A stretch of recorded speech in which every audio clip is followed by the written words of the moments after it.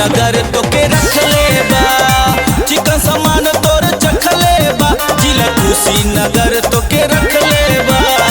चिकन सामान तोर चख ले बा, जिला कुशीनगर तो के रख ले बा।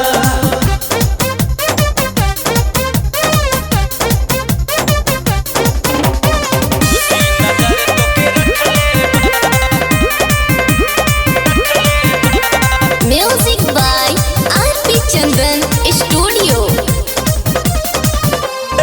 लौकता ढोड़ी तोरे तोपे के कहे, पूरा रमकोला तोरा चक्कर में रहे।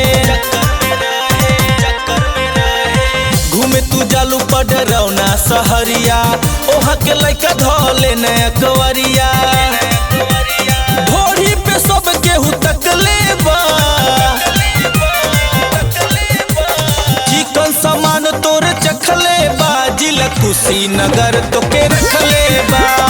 चिकन सामान तोरे चखले बा, जिला कुशीनगर तो के रखले बा। चिकन सामान तोरे चखले बा, जिला कुशीनगर तो के रखले बा। कुशीनगर तो के रखले बा।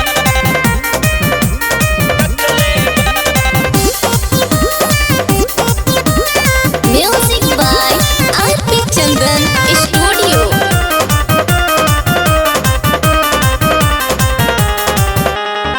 ओठवा से चुआ तटे रसवा के गगरी, आलम विवेक के पीली है कुल सगरी।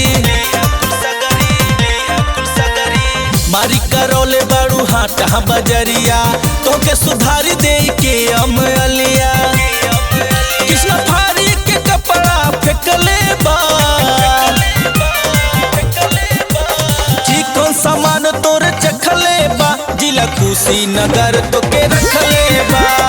चिकन सामान तोरे चखले बा, जिला कुशीनगर तो के रखले बा। चिकन सामान तोरे चखले बा, जिला कुशीनगर तो के